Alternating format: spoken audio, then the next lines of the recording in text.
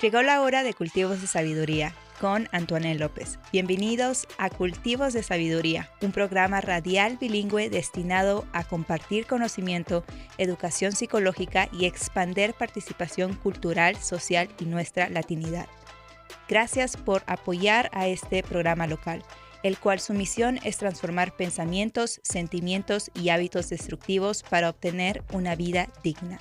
Antoine López es una terapeuta de salud mental y te invita a escuchar su programa Cultivos de Sabiduría en 89.1 KHOL Jackson.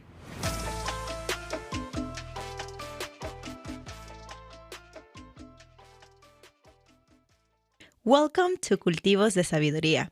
This is the first ever English episode that we are making. So, Cultivos de Sabiduría, Crops of Wisdom is a bilingual radio show aimed at sharing knowledge, psychological education, culture, and social participation, and sharing local resources. The mission that Cultivos de Sabiduría has is to transform destructive thoughts, feelings, and habits to obtain a dignified life and cultivate wisdom. This is your host, Antoine Lopez. I am a mental health therapist here in Jackson. A little bit about myself, it's that I am Peruvian. If you haven't noticed, I have a very lovely Spanish accent, and I've been here in Jackson for the past 5 years. On today's episode, we're going to talk about the misconceptions of couples therapy, forgiveness, nature vulnerability, and creating sense of care and empathy for loved ones.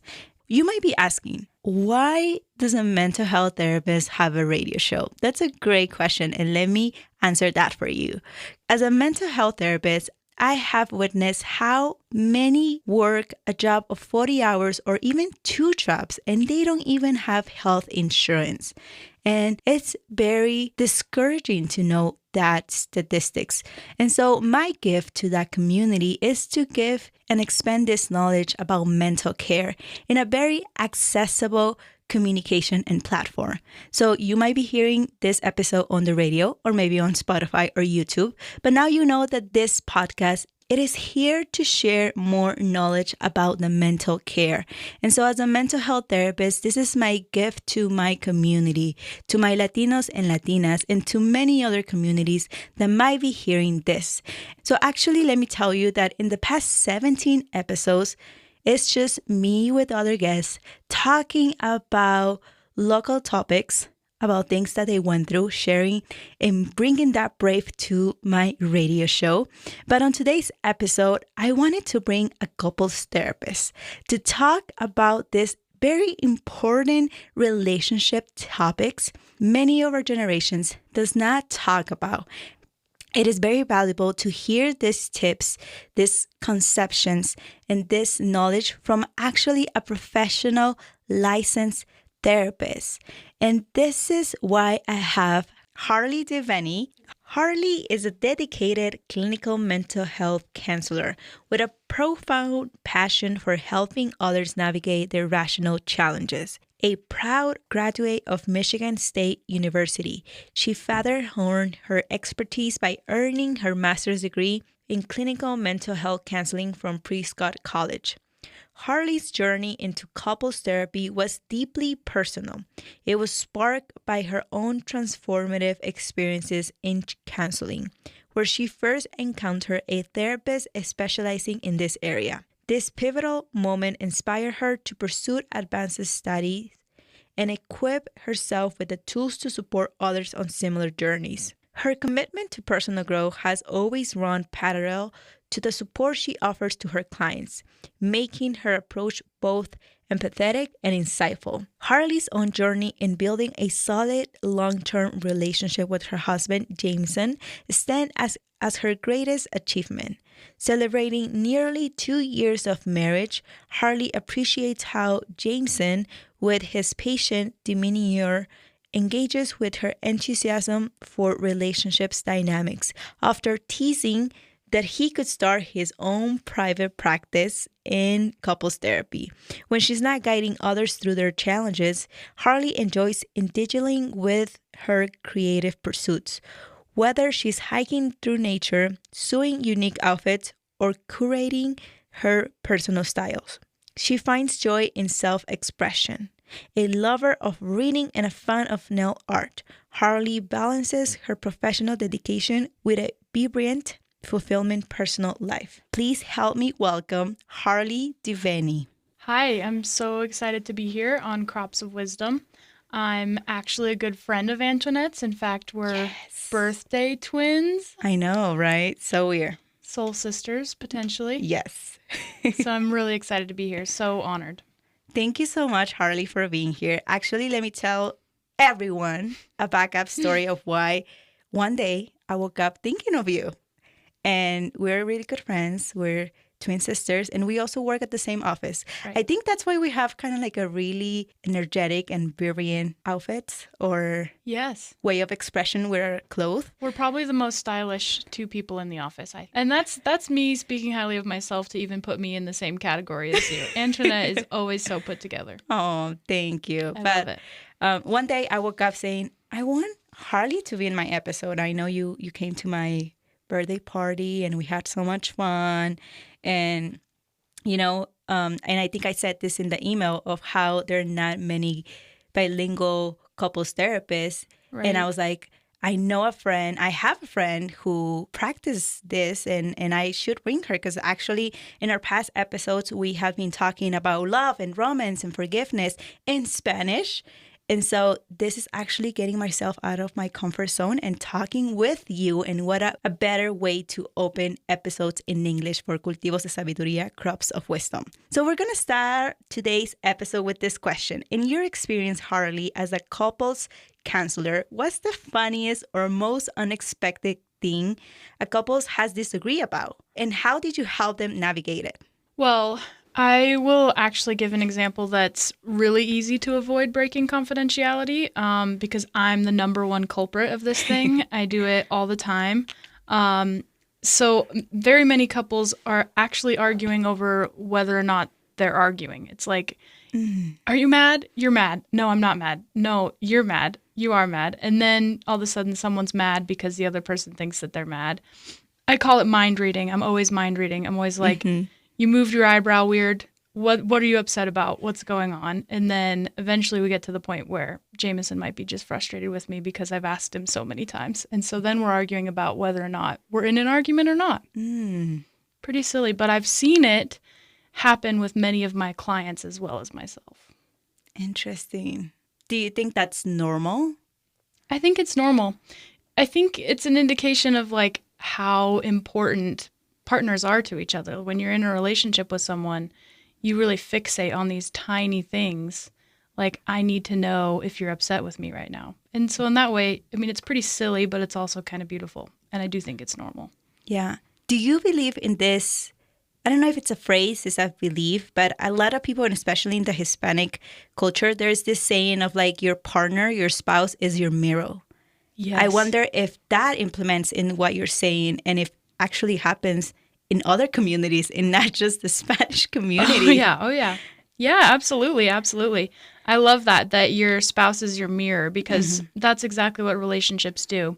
I mean, all kinds of relationships that they force us to grow because they reflect in us the things that we need to work on. You're right, because sometimes you start an argument or a disagreement because of something, but then with the interaction, sometimes we get lost in that process of actually finding solutions of the arguments. It's normal in the fact that it's really common. And I always tell my couples that our goal in couples therapy is never to eliminate conflict or to eliminate all disagreements. I don't think that's possible, and I don't think it would actually be very functional. The goal is to be able to navigate it and still stay kind to one another, essentially. So I would say that the example that I gave of mind reading and thinking that your partner's upset when they're not upset is common and is okay when it happens. But I also think it's a learning opportunity, and there's a way to grow from that and get better. And I think that reminds me to the fight or flight response, because when you're approaching to this uncomfortable scenario and you see your partner being upset about something or uncomfortable or not normal as that person usually looks like or or behaves like, you're trying to figure it out by mind reading, and you're trying to actually see, should I mention something or should I just like let it be? Right. Yeah. You're exactly right. That fight or flight. And that is really what's happening. You're in fight or flight mode in that moment. And it really is fight or flight, like you said. Should I mention something or just ignore it? People fall into really predictive categories. And usually someone who's going to take the option of maybe fight when you're putting it fight or flight, the fighter or the person who's always going to say something every time oftentimes finds themselves in relationships with people who are always going to just ignore it and move on from it. The flight people, the people who withdraw into themselves. Part of being in a relationship, friendships, whatever social interaction you get, the main role, it's communication. And my next question will be, what roles do communication patterns play in a successful or breakdown of a relationship? How do you help couples improve in this area? Communication patterns are everything, really. It's like I said, all couples are going to have conflict or arguments, or all couples need to communicate. And the success or downfall of a relationship really comes down to how we communicate. But the real kicker is that it's really hard to communicate super well when you're in fight or flight, when you feel unsafe, when you're in panic mode. So I help my clients by teaching communication skills. For sure, I want them to be resourced with, this is how communication can go well, and these tools are tools to help you be more likely to be heard by your partner, and tools to help you practice hearing your partner. And all of that is important, but it's also really important that I can find ways to help them do what I call basically like depositing in the bank account of their relationship. So building up more and more of those positive memories of things going well, positive memories of feeling closely connected. They're like depositing in the bank account and helping to expand that feeling of safety and security. So we feel maybe a little bit less panicked the next time we're trying to communicate. Less panicked means more rational, more able to communicate effectively. But I say that disclaimer is really important, because you can be the most effective communicator in the world and learn the exact right way to say everything, and you're still going to get tripped up sometimes. You're still going to be triggered essentially into that fight or flight. And that simply happens just because that other person is that important to you. Great. Thank you, Harli. So can you tell us more about how attachment styles play a really big role in communication and relationships, and what do you see in your office? Right. We were definitely foreshadowing that in that last question. That's totally what we were hitting on. Like I said, there's predictable patterns. So pulling from Sue Johnson's emotionally focused therapy, emotionally focused couples therapy is really founded in all of that attachment science. And that attachment science says exactly what you and I have been talking about up until this point, which is that your connection with your life partner is as vital and crucial to your survival as any one of our other survival needs. So evolutionarily, your brain is going to get triggered into fight or flight mode when you feel that there's a threat to that connection with that other person. And when you're triggered into that fight or flight mode, each person sort of has a pattern, ascribes subconsciously to how they respond to that, their strategy. Essentially what's happening is your subconscious mind, is one way to imagine it, is taking over and trying to employ a strategy to bring that other loved one close again. I take that back, actually. What your brain is doing is employing a strategy to keep you safe.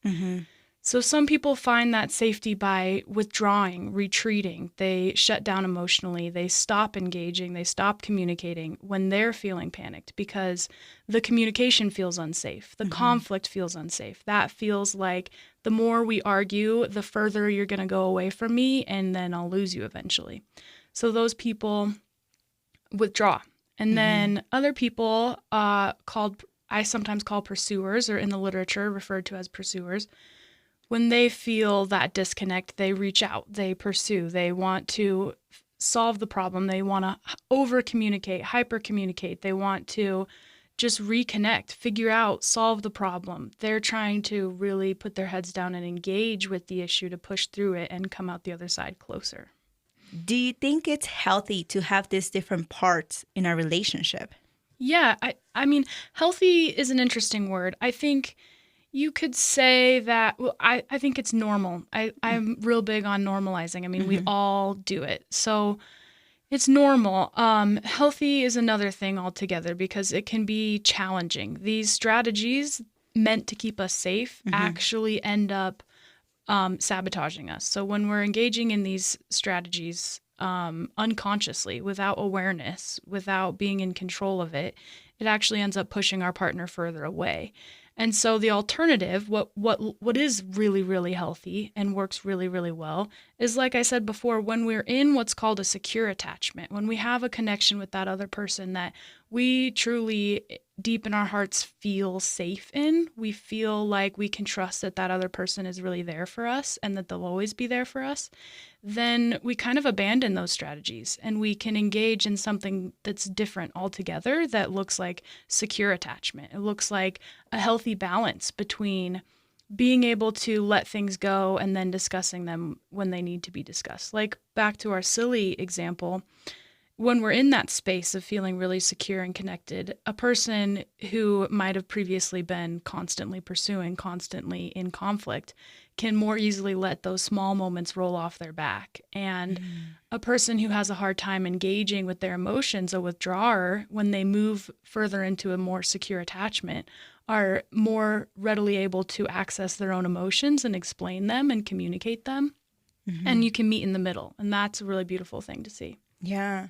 So I know part of relationships and friendships and even just being a human and a child and a daughter and an employee, sometimes we forget about this key word in life, forgiveness. And so forgiveness is often a difficult part of healing relationships. How do you guide couples in developing the capacity for forgiveness, especially when deep hurt has occurred? Well, I think that's a really great transition because I think there are many different answers to give to that. I think that there are certain conditions that are necessary for forgiveness to happen. I've spoken with couples who remember a very specific moment in such detail. They can remember exactly what their partner did to them, what they said and how they said it and how they let them down. Something like 20, 30 years later, they remember it in that much detail. And the other partner might have had no clue all this time that they ever even did anything wrong. And these are what we call attachment injuries. So the reason those things stay with people for so long is because it's a moment where you really need your loved one, when you need them for some emotional reason, and you turn to them in this moment of high need, whatever it looks like. And they're not there for you. So you're asking this question, are you there for me? And in these moments, people get the response that they're not, that their loved one is not there for them. And when we feel that way, when we feel like this person wasn't there for me when I needed them the most, part of us kind of shuts down. It's a little death to the attachment. We subconsciously tell ourselves things like, never again, I'll never trust this person again. Because that's like the biggest vulnerability in the world. That's the scariest thing ever, is to reach for your person and they're not there for you. So in order to move on from that kind of injury and to trust someone again, someone really needs to understand, to the forgiving partner, to forgive, you really need to get a full understanding that your partner truly sees and feels what you feel. They know the depth of the pain and how much they hurt you. We really want that pain to be witnessed and validated. So that's kind of what I call step number one of forgiveness is, does this other person even really know how much this hurt me? Can they even see me suffering because of this thing? And then after that, kind of circling back to that idea that in that moment they got evidence that that person wasn't there for them. Eventually, when we feel like there's been enough empathy, when we feel like that other person has heard us and gets it and gets why it's important, we're going to want to know the story. There needs to be some sort of an explanation. I need to understand, essentially, how could you do this to me? Or how could this have happened to me? How could this have happened to us?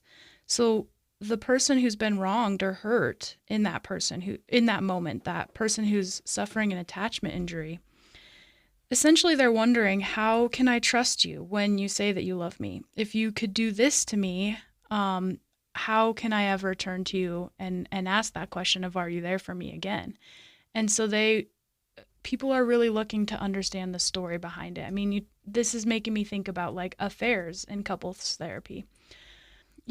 Without that proper empathy first, it can feel like excuses. It can feel like a cop-out or justification when the betraying partner says something like, I just felt disconnected from you at the time. But eventually that is necessary. Like when the wronged partner feels like, okay, you truly understand it, you do feel sorry for what you've done to me, and you can see the full depths of my pain, and you can witness that pain and really hold it. Now I want to hear the story. Now I need to know the explanation. I have to make sense of this in my brain, that this happened because, we had a new baby at home and we were not connecting at all, and you felt so lonely and so isolated, and this person was there for you in a way that I wasn't there for you at the time. Even though that might be painful to acknowledge, and we never want to be like blaming a victim or something like that, that process is actually really necessary to be able to understand and make sense of the situation. I really value the steps that you just gave us, because I think sometimes we just expect people to know what they did to us, and we fall into this place of vulnerability and feeling hurt, Right. and experience this emotional suffer. And I love the labeling of that, the attachment injuries, of expecting someone to be there for us when we are hurt, when we are suffering, but actually not asking for that help. And in relationships, there are a lot of that misconceptions or lack of communications when we are hurt, because we just sometimes expect other people to know that we're hurt. Yeah. I mean, that's a big part of what we're longing for in relationship, is just to be seen at that level. And to be seen requires a certain level of communication, of vulnerability, to communicate those things and to share those things. Yeah. What practical tips do you offer to couples who want to increase appreciation for one another in that relationship? Appreciation is a muscle, and you can strengthen it with intentional practice. I mean, I think this goes for gratitude individually throughout life. I mean, gratitude is a huge piece of the puzzle when we're talking about like treatment for depression. We can actually control and take control over and fine-tune what we pay attention to. And what we pay attention to becomes our reality, becomes our lived experience. And the same is true for relationships. I have found myself recently, begrudgingly, because it feels so cheesy and cliche, but doing just the most basic of basic exercises, which is having my couples start out the session turning towards each other and just giving three points of gratitude, fondness, admiration, just saying three nice things to each other. And you would be amazed at how new this is for couples, how many couples are just so far out of that practice of appreciation. It can be so moving and emotional for couples who haven't taken the time to pause and shift their focus to the positive things, to the reasons why they're in relationship with this person in a long, long time. It can be really emotional to hear those things and also share those things. And I also think that that's a practice that couples have the power to be intentional about. So 3 nice things every day. That's one way that I would help couples increase their appreciation for one another. And so appreciation is a muscle that you can strengthen. And I also think that gratitude and appreciation are addictive. When you start realizing how powerful your attention is and your intention is, when you start realizing, oh, wow, there's so much to love about this person now that I'm looking for the good instead of the bad. And again, like I just want to pause for a moment and speak to how normal it is to focus in on the negative. I mean, that's what our brains are hardwired to do. Like we were talking earlier, that connection with loved ones is so important to your survival that your brain is constantly surveying for threats. So your default mode, if you're not careful, if you're not paying attention to it, your default mode is going to be to focus on the negative, to focus on the things that this person is doing wrong to you. Or more accurately, your brain is looking for evidence that they don't care about you. And that's not reality. It's just what your brain is looking for. And so you can change that by intentionally focusing in on, and writing things down is a huge way to change your focus. Writing down and noticing the good things about your partner. Once you start to do that, it can become really addictive. And when you're even better than noticing the good things, when you're communicating the good things, when you're sharing that fondness and admiration, that is foundational for a successful relationship. It's that sharing of the positive and then also hearing the same reciprocated back to you, that again, kind of circling back to the beginning, is like that depositing in that bank account.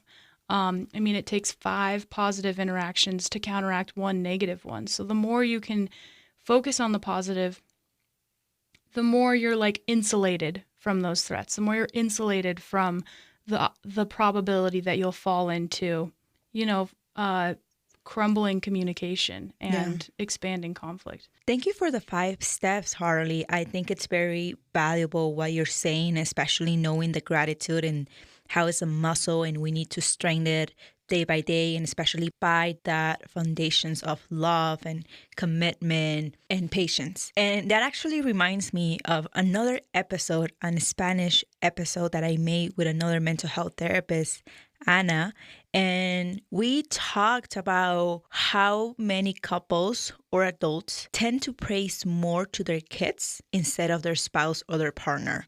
And so I just want to hear from you, your perception about this, because I have seen that in my own office and I have seen that in my own community. So I just want to hear from you more. Yeah, I think that's such a good point. It's risky. It is different than giving praise and admiration to your children. There's something about it that feels like sacrificing power in the relationship. And I don't know if that sounds weird to say out loud, because I don't know if we're ever really conscious of it. But maybe subconsciously there's like this fear that if I praise my partner and they think they're good enough as they are, they'll stop trying in the relationship. Or if I praise my partner, they'll realize how good they are. They'll get an inflated ego and they'll leave me.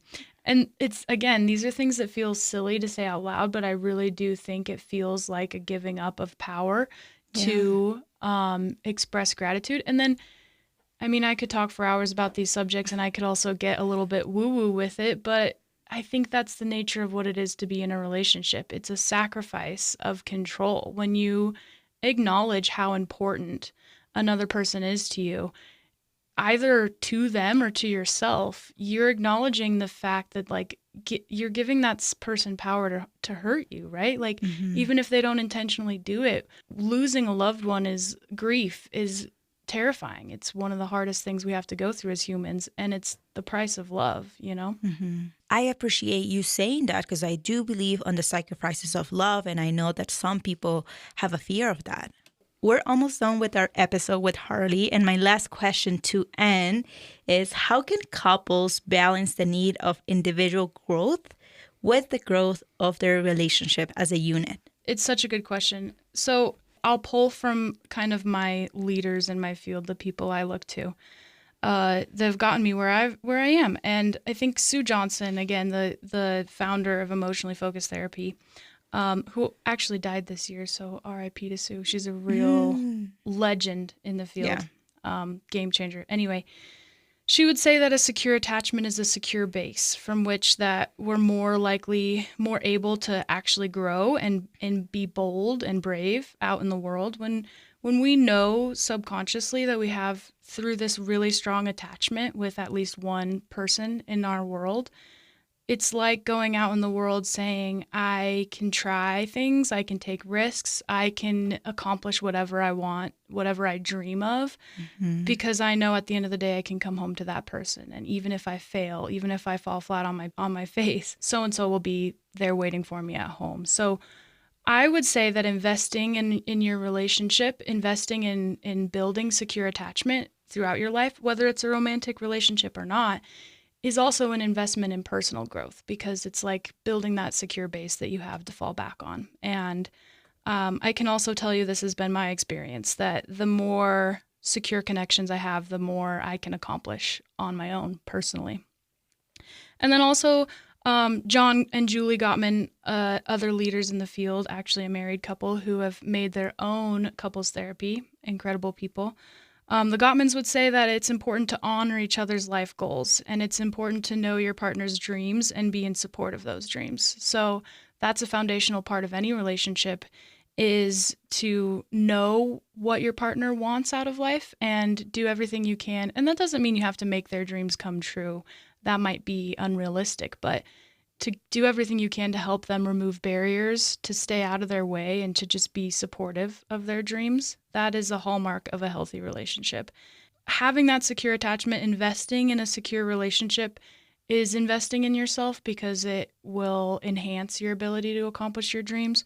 But also, I mean, what a beautiful full circle moment this is, because at the beginning, that expression you were saying of your partner being your mirror, I think that learning to be a better partner to someone else will teach you more than you might imagine about how to be a good partner to yourself and how to take better care of yourself.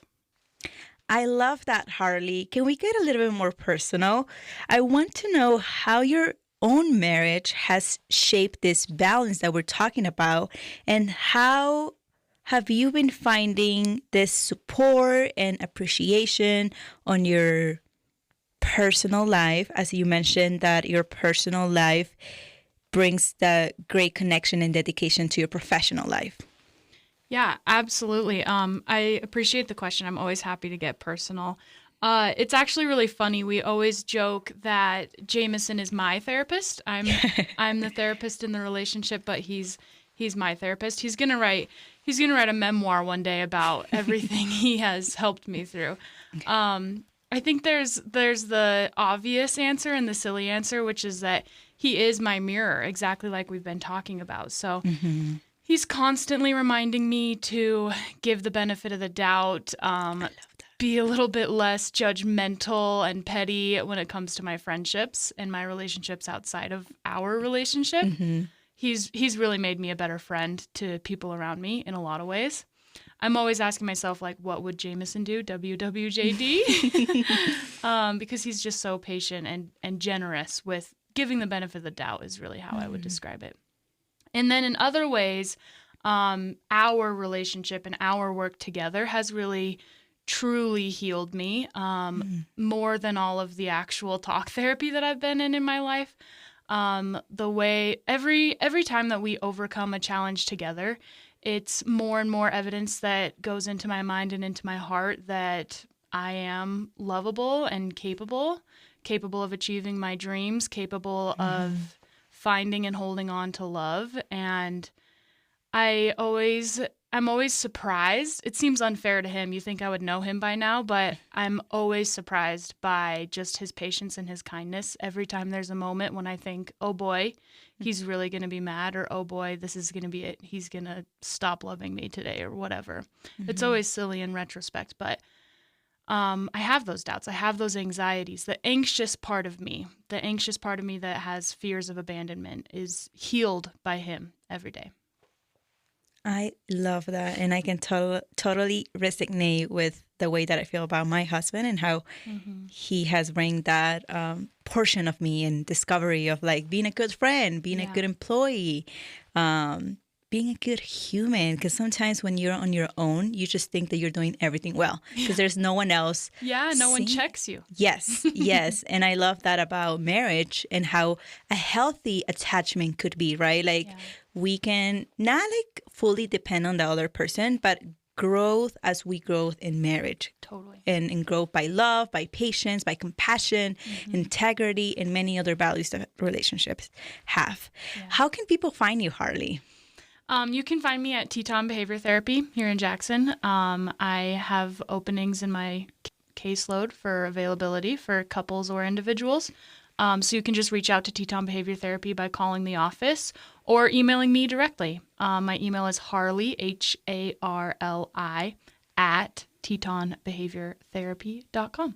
Great. And what's the population that you serve? I prefer to work with adults. I have some teenagers on my caseload, but, English-speaking adults, unfortunately, I'm not as amazing as Antoinette.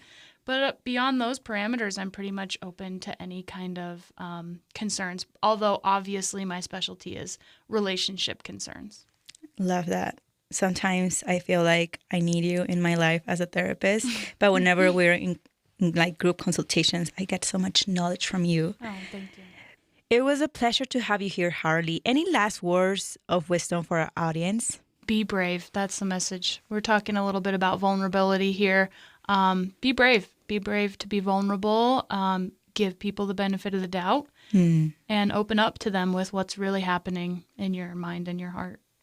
Love that. Thank you so much, Harli, for having you here. It's really an honor to actually having the first English episode of Cultivos de Sabiduría with you. And this is like a way to get out of my comfort zone and expand this knowledge and wisdom to many other communities here in Jackson. So thank you so much. So happy to be here. It's such a pleasure. And you crushed it. Great job. Thank you. You just listened to Heal by Love with the one and only Hali DeVeny, the couples therapist that is my birthday sister and a very amazing couples therapist. And so just to recap about our session, we talk about attachments, we talk about forgiveness, and also about vulnerability. And I know these were very hard topics. Harli and I were discussing and brainstorm titles for this episode. And so we picked Heal by Love. And especially knowing that if you're listening to this episode, I bet that you're either in a relationship or looking to be in a relationship. So I really appreciate your time and hearing this episode. Just to let you know, Crops of Wisdom, Cultivos de Sabiduría, it's the only bilingual radio show in Jackson with a mission to transform destructive thoughts, feelings, actions to obtain a dignified life. If you like this episode, please rate us as 5 stars on Spotify and or YouTube and make any comments. Feel free to reach out to Harli. She's an amazing human being. To follow us on social media, we have an Instagram. It's CD Sabiduría. So I'll just type this down on the description side. And so you can always follow us there. We'll have a cool video with Harli there so you can see us. And this is Antoinette Lopez, a bilingual mental health therapist here in Jackson, and also the host of Cultivos de Sabiduría, Crops of Wisdom, the only bilingual psychoeducational radio show. See you next time. Many blessings.